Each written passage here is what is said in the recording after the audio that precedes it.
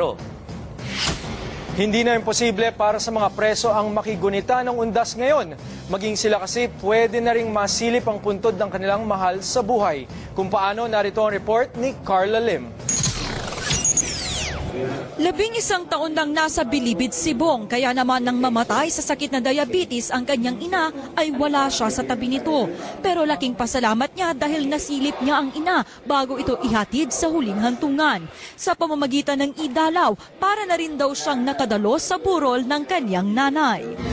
Kahit papano lumuwag yung pakiramdam ko kasi nung time na hindi ko makita, halos awayin ko yung mga kapatid ko eh.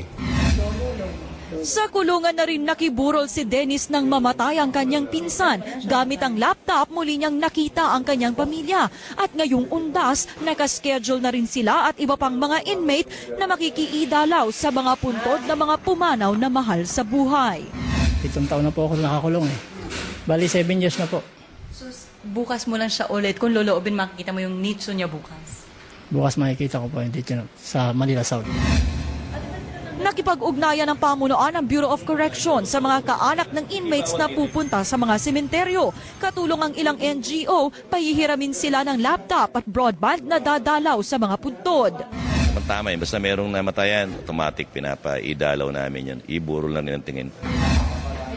Target ng Bucor na palawigin ang paggamit ng idalaw di lang sa bilibid. Sa pamamagitan daw kasi ng teknolohiya ay nabibigyan nila ng pagkakataon ang mga inmate na maabot ang kanilang mga kaanak, buhay man o patay. Carla Lim, News 5.